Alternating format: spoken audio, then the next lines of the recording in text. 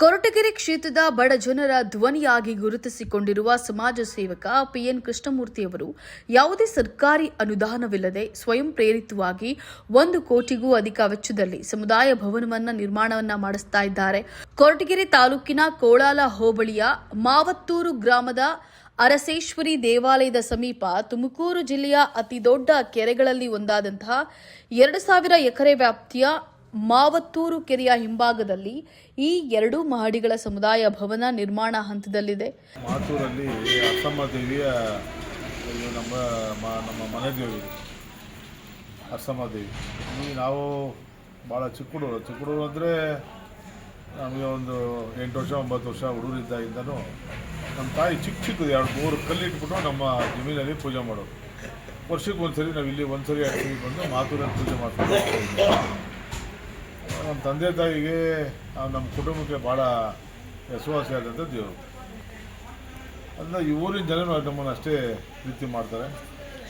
ನಾನು ಜಿಲ್ಲಾ ಪಂಚಾಯತಿ ಟೈಮಲ್ಲಿ ಸ್ವಲ್ಪ ಕಾಂಪೌಂಡ್ ಕೇಳಿದ್ರು, ಕಾಂಪೌಂಡ್ ಹಾಕ್ಸ್ಬಿಟ್ಟೆ. ಇವಾಗ ರೀಸೆಂಟಾಗಿ ಸ್ವಲ್ಪ ಇಲ್ಲಿನ ಜನ ಎಲ್ಲ ನಮ್ಮನ್ನು ಸಮುದಾಯ ಭವನ ಕಟ್ಕೊಡ್ಬೇಕು ಅಂದರು. ಆಯ್ತಪ್ಪ, ಸಮುದಾಯನ ಕಟ್ಕೊಡ್ತಾ ಇದ್ದೀವಿ. ಈಗ ಬೇರೆ ಜನ ಎಲ್ಲ ಕೇಳ್ತಾ ಇದ್ದಾರೆ. ನನ್ನ ಪ್ರಕಾರ ಒಂದು ಹೋಬಳಿಗೆ ಒಂದು 2 ಸಮುದಾಯವನ್ನು ಕಟ್ಟೋಣ, ಬಡವ್ರಿಗೆ ಅನುಕೂಲ ಆಗ್ತಕ್ಕಂಥ ಕೆಲಸನ ಮಾಡಬೇಕು ಅಂತೇಳಿ ಇದು ನಾನು 1 ವರ್ಷ 2 ವರ್ಷ ಆಯ್ತು ಪೂಜೆ ಮಾಡಿ. ಇವಾಗ ಸ್ಟಾರ್ಟ್ ಮಾಡಿದ್ದೀವಿ. ಇವಾಗ ದೇವರು ಅರ್ಸಮ್ಮ ದೇವಿ ಲಾಸ್ಟ್ ವೀಕಲ್ಲಿ ನನಗೆ ರಾತ್ರಿ ಕನಸ, ಸುಮ್ಮನೆ ಎಲ್ಲರೂ ಹೇಳಿದಾಗ ಕಥೆ ಹೇಳೋಕ್ಕಾಗಲ್ಲ, ಇನ್ನೊಂದು ಫ್ಲೋರ್ ಹಾಕ್ಕೊಟ್ಬಿಡಪ್ಪ, ಮಾಡಿದ್ದೀನಿ ಫ್ಲೋರ್ ಹಾಕ್ಕೊಡಿ ಅಂತ ದೇವರು ಹೇಳಿದಾಗ ಇವಾಯ್ತು ಇನ್ನೊಂದು ಫ್ಲೋರ್ ಕಟ್ಬಿಡಿ ನಮ್ಮ ತಂದೆ ತಾಯಿ ಹೆಸರಲ್ಲಿ. ಮತ್ತು ಈ ಊರಿನ ಹಿರಿಯ ಮುಖಂಡರು ಸಿದ್ಧಲಿಂಗಪ್ಪ ಅಂತೇಳಿ, ನಮ್ಮ ರಾಜಕಾರಣಕ್ಕೆ ಅವರೆಲ್ಲ ನಮ್ಮನ್ನು ಭಾಳ ಸಹಾಯ ಮಾಡಿದಂಥವ್ರು. ಅವರು ಸಿದ್ಧಲಿಂಗಪ್ಪ ಅವ್ರ ಫ್ಯಾಮಿಲಿ ನಮ್ಮನ್ನು ಭಾಳ ಇದು ಮಾಡೋದು. ಆ್ಯಕ್ಚುಲಿ ಅವ್ರು ನಮಗೆ ನಾನು ಚುನಾವಣೆ ನಡೆದಂಥ ಸಮಯದಲ್ಲಿ ಹಗಲು ರಾತ್ರಿ ದುಡ್ದಂಥವ್ರು. ಅದಾದಮೇಲೆ ಅವರು ನನ್ನ ರಿಸಲ್ಟ್ ಬರೋಷ್ಟೊತ್ತಿಗೆ ಅವ್ರಿಗೆ ನಿಧಾನ ಆಗ್ಬಿಟ್ರು ಅವರು. ಅದರಿಂದ ಅವನ್ನೆಲ್ಲ ನಾವು ಸ್ಮರಿಸಬೇಕಾಗಿದೆ. ಫಸ್ಟ್ ಫ್ಲೋರ್ದು ನಮ್ಮ ತಂದೆ ತಾಯಿ ಹೆಸರಿಡ್ತೀವಿ. ನಾಲ್ಗಡೆದು ಈ ಊರಿನ ಪ್ರಮುಖರು ಸಿದ್ಧಲಿಂಗಪ್ಪ ಅವರ ಹೆಸರಿಟ್ಬಿಟ್ಟು ಅದನ್ನು ಈ ಸಮುದಾಯ ಭವನನ್ನು ಆದಷ್ಟು ಬೇಗ, ಇದೆಲ್ಲ ನನ್ನ ಪ್ರಕಾರ 2 ತಿಂಗಳಲ್ಲಿ ಕಂಪ್ಲೀಟ್ ಆಗ್ತದೆ. ಇನ್ನೊಂದು ಮೋಲ್ಡ್ ಇನ್ನೊಂದು ತಿಂಗಳು, ಅದಾದಮೇಲೆ ಹೆಲ್ಮೆಟ್ ಎಲ್ಲ ಟೈಲ್ಸ್ ಎಲ್ಲ ಹಾಕಿ ಕಟ್ಕೊಡ್ತೀನಿ. ಅದೇ ರೀತಿ ನಮ್ಮ ಕೊರಟಗೆರೆ ಕ್ಷೇತ್ರದಲ್ಲಿ ಎಷ್ಟು 6 ಹೋಬಳಿ ಇದೆ. 6 ಹೋಬಳಿಲಿ ಪಂಚಾಯತ್ ಅಟ್ಲೀಸ್ಟ್ ಒಂದು ಹೋಬಳಿಗೆ 2 ಒಂದು ಸಮುದಾಯವನ್ನು ಕಟ್ಕೊಡೋಣ. ನಮ್ಮ ತಂದೆ ತಾಯಿ ಹೆಸರಲ್ಲಿ ಜನರು ಬಡವರು, ಭಾಳ ಬಡವರಿದ್ದಾರೆ ಇಲ್ಲಿ. ಆಮೇಲೆ ಪಾಪ ಅವ್ರಿಗೆಲ್ಲ ಒಳ್ಳೇದಾಗಲಿ ಅನ್ನೋ ದೃಷ್ಟಿಯಲ್ಲಿ ಒಂದು ಕೆಲಸ ಮಾಡಬೇಕು ಅಂತೇಳಿ ನಾವು ಡಿಸೈಡ್ ಮಾಡಿದ್ದೀವಿ.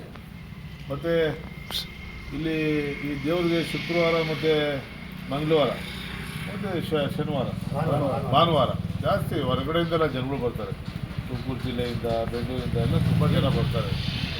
ಎಲ್ಲ ಬಂದು ಈ ದೇವಿಗೆ ಪಾತ್ರರಾಗಿದ್ದಾರೆ. ಮತ್ತು ಈ ದೇವಿದು ಇತಿಹಾಸ ಇರ್ತಕ್ಕಂಥದ್ದು. ಇನ್ನು 1882ರಲ್ಲಿ ಮೈಸೂರಿನ ಮಹಾರಾಜ ಜಯಚಾಮರಾಜೇಂದ್ರ ಒಡೆಯರ್ ಶಂಕುಸ್ಥಾಪನೆ ಮಾಡಿರುವಂತಹ ಈ ಕೆರೆ ಇಂದಿಗೂ ನೀರು ತುಂಬಿಕೊಂಡಿರುವ ಅಪರೂಪದ ಕೆರೆಯಾಗಿದ್ದು, ಅದರ ಹತ್ತಿರ ಸಮುದಾಯ ಭವನ ನಿರ್ಮಾಣವಾಗ್ತಿರೋದು ಈ ಧಾರ್ಮಿಕ ಕ್ಷೇತ್ರಕ್ಕೂ ಸ್ಥಳೀಯ ಜನತೆಗೆ ಸಂತಸವನ್ನು ತಂದಿದೆ. 2000 ಎಕರೆ ಇರ್ತಕ್ಕಂಥದ್ದು ಒಂದು ಕೆರೆ ಇದು. ಈ ಕೆರೆ ಇನ್ನೊಂದು 2-3 ಅಡಿ ಬಂದ್ಬಿಟ್ಟಿದ್ರೆ ಸರಿ ತುಂಬಿಡ್ತಾ ಇತ್ತು. ಕೊನೆಯಲ್ಲಿ ನಮ್ಗೆ ಮಳೆ ಕೈ ಕೊಟ್ಟೋದ್ರಿಂದ ಇದು ಲಾಸ್ಟ್ಗೆ ತುಂಬಲಿಲ್ಲ. ಇದು ಆದರೆ ಜನಕ್ಕೆ ಈ ಕೆರೆಯಿಂದ ಏನಾಯಿತು, ಅಕ್ಕಪಕ್ಕ ಬೋರ್ವೆಲ್ಗಳಿಗೆ ಇಂಥಕ್ಕೆ ನೀರು ಬಂದಿದೆ. ಈ ಜಿಲ್ಲಾಧಿಕಾರಿಗಳು ಮತ್ತು ಇಲ್ಲಿನ ಕೆಲವರು ನೀರು ಬಡವರು ಇದು ಕೊಡ್ತಾಯಿಲ್ಲ, ರೈತರು ಕೊಡ್ತಾಯಿಲ್ಲ. ರೈತರು ಕೊಟ್ಟರೆ ಖಾಲಿ ಆಗ್ಬಿಡ್ತದೆ. ಈ ಮಳೆ ಹೆಂಗಂಗೆ ಆಡುತ್ತಲ್ಲ, ಅದರಿಂದ ಬೆಳೆಗಳಿಗೆ ನೀರು ಕೊಡ್ತಾಯಿಲ್ಲ. ಬೆಳೆಗೆ ನೀರು ಕೊಡೋಗಿದ್ದಿದ್ರೆ ಇಲ್ಲಿನ ರೈತರು ಎಲ್ಲ ಬದುಕೊಡೋರು, ಕೆಲಸ ಮಾಡೋರು, ಎಲ್ಲ ಕೈಗಳಿಗೆ ಕೆಲಸ ಇರೋರು. ಇವಾಗ ಇವ್ರಿಗೆ ಈ ಬೇಸಿಗೆನೇ ನಂಬಿರ್ತಕ್ಕಂಥದ್ದು ರೈತಾಪಿ ಜನಗಳು ಈ ಭಾಗದಲ್ಲಿ ಇರ್ತಕ್ಕಂಥದ್ದು. ಇಲ್ಲಿ ನೀರಾವರಿ ಯೋಜನೆ ಯಾವುದೂ ಬರಲಿಲ್ಲ, ಇಲ್ಲಿ ಜಿಲ್ಲೆಗೆ ಬರಲಿಲ್ಲ.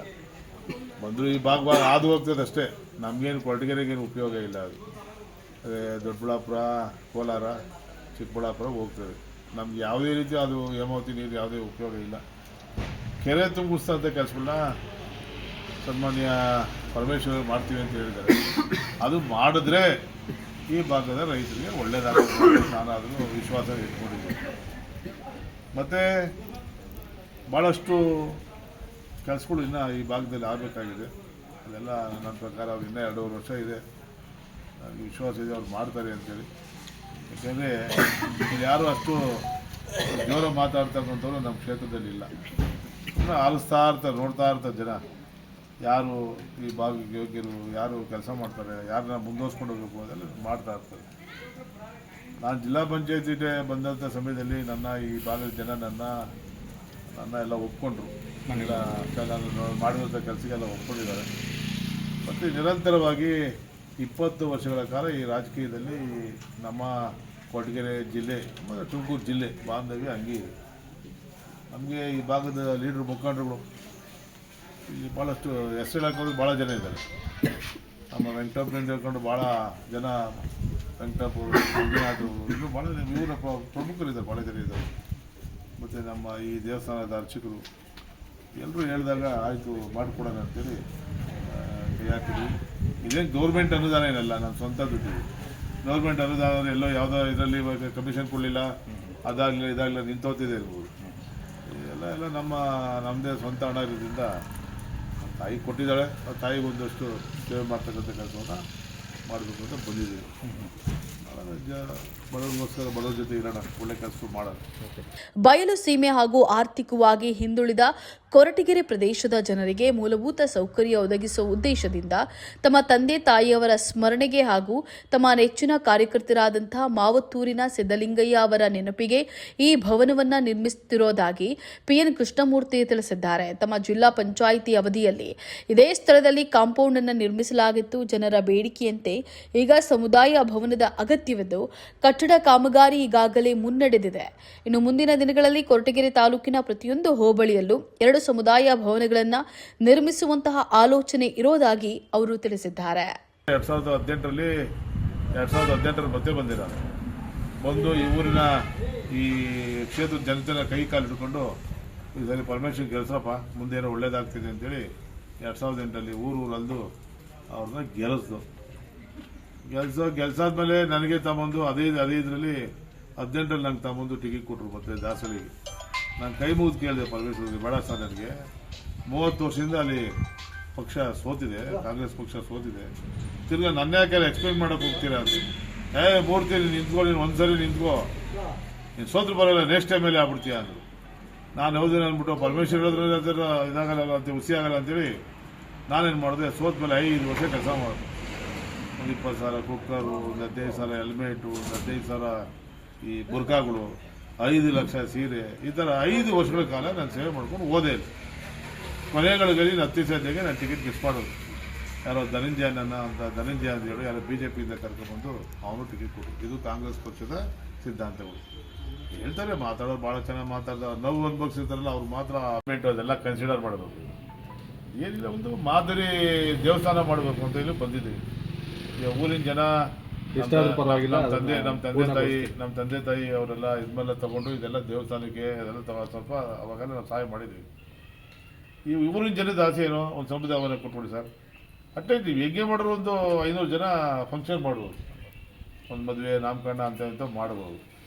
ಇದೇ ನಾನು ಜಿಲ್ಲಾ ಪಂಚಾಯತಿ ಮೆಂಬರ್ ಆಗಿದ್ದಾಗ ನಾನು ಸರ್ಕಾರದಿಂದ ಬಂದ ಅನುದಾನದಲ್ಲಿ ಒಂದು ಸಮುದಾಯವನ್ನು ಕಟ್ಟಿದ್ದೆ. ಅಲ್ಲಿ ಕಸ ಗುಡಿಸೋರು ಯಾರೂ ಇಲ್ಲ, ಯಾಕೆಂದರೆ ಗೌರ್ಮೆಂಟ್ ದುಡ್ಡಲ್ವಾ, ಇದು ಹಂಗಾಗಲ್ಲ. ನಾನು ದೇವಸ್ಥಾನಕ್ಕೆ ಕೊಟ್ಬಿಡ್ತೀನಿ. ಅಲ್ಲಿ ಬಂದಂಥ ಕಾಮನ್ ಕ್ಲೀನಿಂಗ್ ಅಂಥವು, ಅದು ಎಲೆಕ್ಟ್ರಿಸಿಟಿ ಇಂಥಕ್ಕೆ ಒಂದು ಫಿಕ್ಸ್ ಮಾಡ್ತಾರೆ ಇವರೇ, ನಂದಲ್ಲ. ಅವರು ಕೊಟ್ಟಾದ್ಮೇಲೆ ಹೌದು ಈ ಊರಿನವ್ರು ಯಾರು ಪ್ರಮುಖರು ಯಾರು ಅದನ್ನು ಉಸ್ತುವಾರಿ ತಗೊಂಡು ಅದನ್ನು ಭಾಳಷ್ಟು ವರ್ಷಗಳ ಕಾಲ ಅದನ್ನು ಚೆನ್ನಾಗಿ ನೋಡ್ಕೊಳ್ಳೋಂಥದ್ದು ಈ ಊರಿನ ಜನದ ಕೆಲಸ. ಅದು ನಾನು ಅವ್ರ ಜೊತೆ ಇರ್ತೀನಿ, ಆದರೆ ಸಂಬಂಧ ಎಲ್ಲ ಆ ಸಮುದಾಯ ಉಸ್ತುವಾರಿ ಎಲ್ಲ ಅವ್ರದ್ದೇ.